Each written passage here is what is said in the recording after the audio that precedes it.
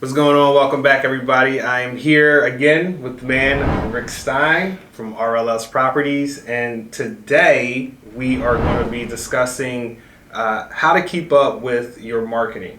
Mm-hmm. So not too long ago, we were just discussing. You were telling me that you send out letters, yellow letters. I send out marketing letters. Right? Marketing letters. Right. I don't look at the MLS. It's a waste of time. Okay. It's too competitive.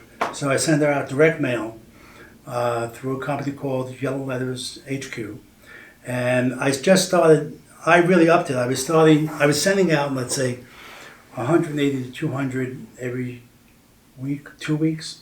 Okay. But 180 to 200 every week or 2 weeks, you're saying? I think it was 2 weeks. It was, let's say 200. Yeah, so I was sending about 400. Okay. Okay. But I've upped it. In the last couple of weeks, I've been sending out 1,000 letters a week. Oh, wow. That's a lot of letters. That is a lot of letters. And I'm getting inundated with calls. So you've got to screen your calls. Okay. So you're sending out, now you're sending out 1,000 letters a week. Yeah. All right. And now the phone is ringing off the hook. Okay. But now you're saying you have to screen them. So you have to screen them because you have to see if you're wasting your time. Because a lot of those people, you're going to get the call, well, Rick, I got your letter. Listen, what are you going to offer me? Because my letters are personalized. It says, Dear John, I may be interested in your property at 123 Main Street. Okay. Well, if you're interested in my property, what are you going to offer me? I'm not really thinking of selling, It's the place is the Taj Mahal, and if I get my price, okay. Right. Now, sometimes that's a smokescreen. Okay. Sometimes it's, I'm really sucking wind, and I got to get rid of this, but I got to put on a good front so you don't lowball me. Right. And sometimes they're just fishing.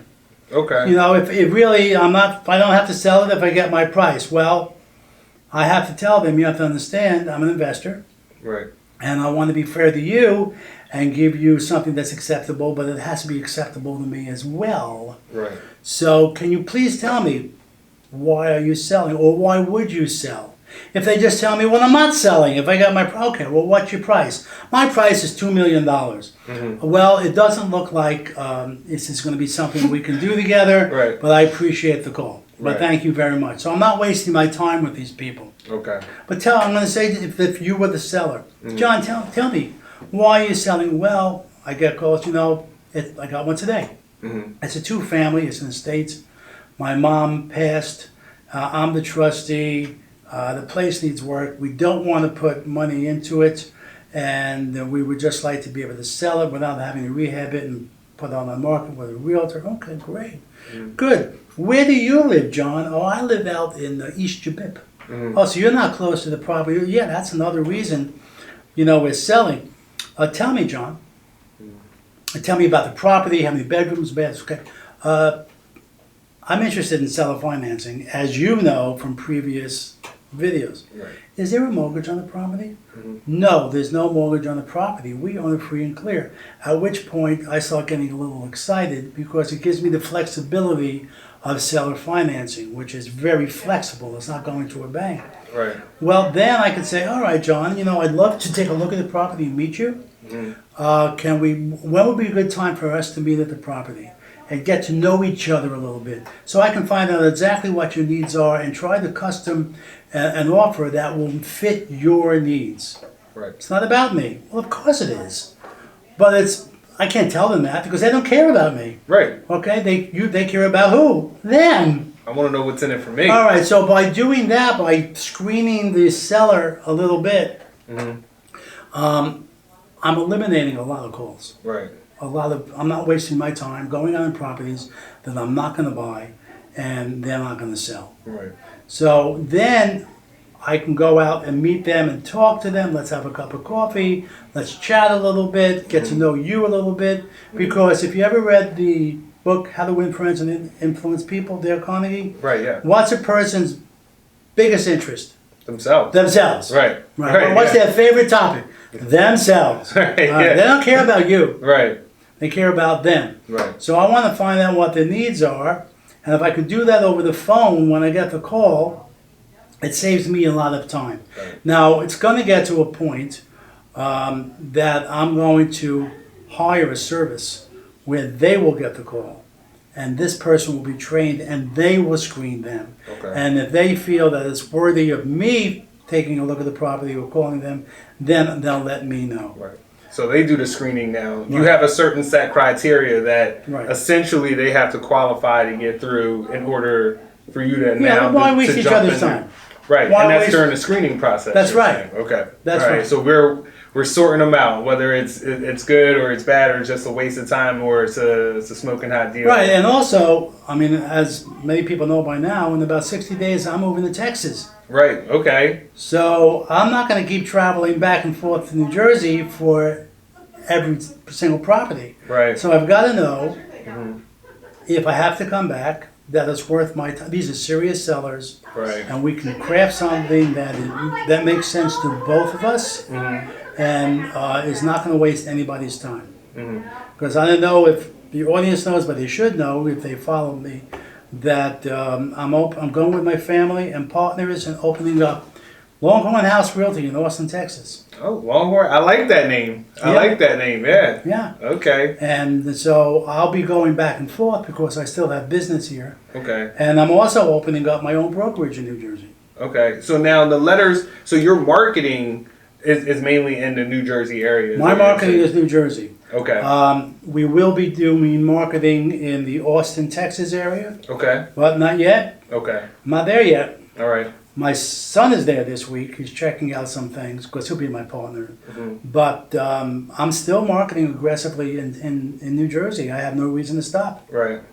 I have boots on the ground here. I have people who I can call, like my general contractor, and say, okay, go check out the property.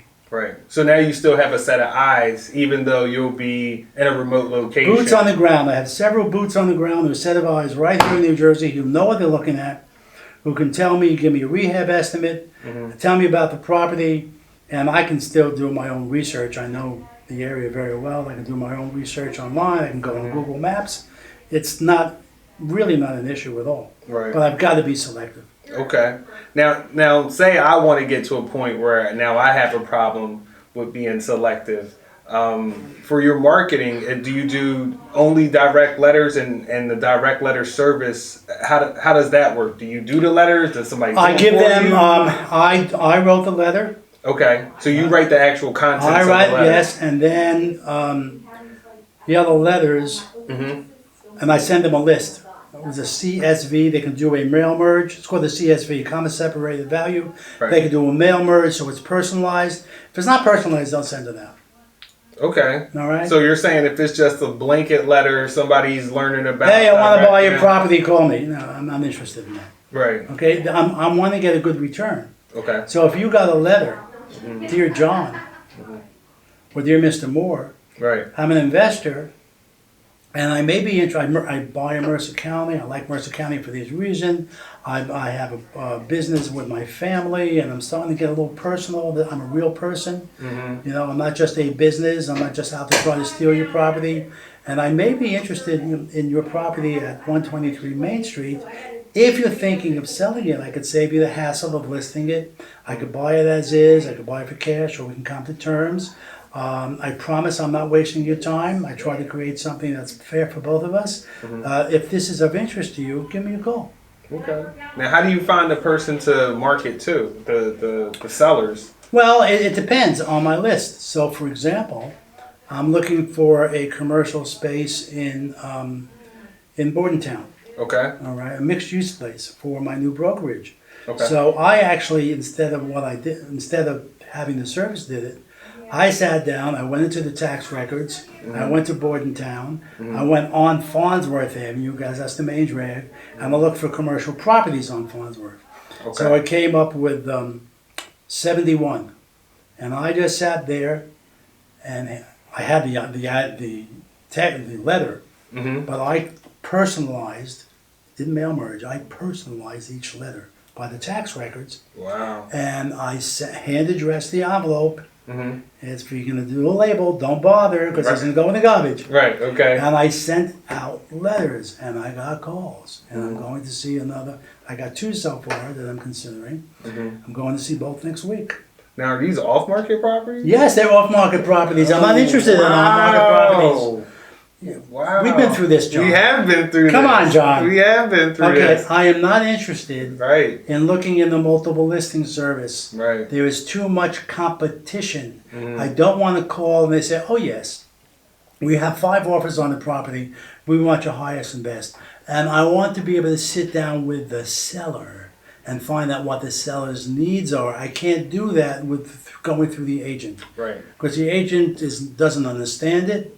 They're going to say it's none of your business what his needs are. Then it is my business. Right. It's my But their business. business is their needs, Right. which is So, getting their commission. I'm not interested in the Right. MLS. I want off-market deals where I can customize an offer to the seller, which would include financing. Seller financing, hopefully. One of the questions I'm going to ask them, is there a mortgage on your property? There's no mortgage. All right. Here we go. Right. You know, so I want to, it's sort of like you could go to a store and buy a suit off the rack. Mm-hmm. Maybe it'll fit, maybe it won't. Okay. Or you can go to a tailor and have a custom suit made for you. And that's what I'm trying to do. I'm trying to customize an offer made for that seller based on that seller's needs and time frame. Okay. All right. Well, so let's just go back and recap. So if I want to get to this point where I have too many deals coming in, first of all, just pick the market that I want to Pick be the in. market, Mm-hmm. right? I would suggest to you, Mm-hmm.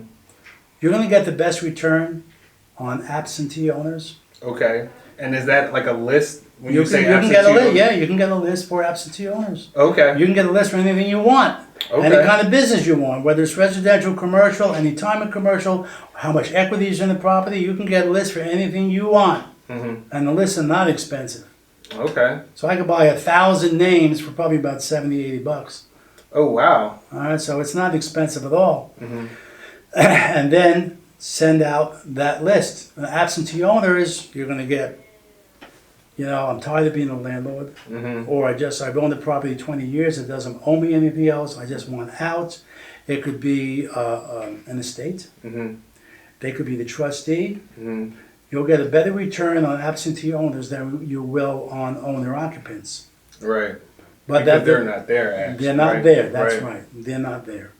And a lot of people think that being a landlord is easy, Mm-hmm. because they watch too much TV, Right.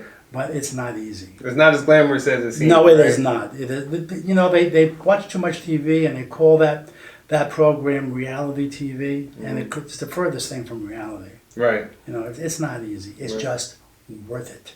If you structure the deal correctly. Okay. So like I've structured some deals where I'm aggressively amortizing the loan, where it's paid off in 7 years and 10 years, then I own the property free and clear. Mm-hmm. And I still have cash flow, and every month my tenant is paying my mortgage for me. So if that tenant gives me some grief, see, why do I own that? Oh, that's right. In 6 more years, I will own it free and clear. Right.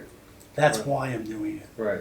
Sort of like going to the gym. It's painful to do all that work, right? Right. So why are you doing this? So you could be buff on the beach in your Right. Speedo, right, during the summer. That's why, right? That is right. That's right. That's why you're doing it. You're not doing it because you like pain. Mm-hmm. You're doing it because you want the results. Right. So you're a landlord, not because you want the pain. Mm-hmm. Although I have some wonderful tenants, so don't give me any grief at all. Mm-hmm. I'm doing it because I want the results. Right. Right. Okay. Well, thank you for that. You're welcome, John. I appreciate It's that. always my pleasure. Always. So, guys, you can check out more videos where you learn about private money, private financing, marketing, finding off market properties, Right. a couple property walkthroughs as well. That's too, right. That's On right. the channel RLS Properties. That's right. That's right. So, until next time. Ciao, signing out. Belly.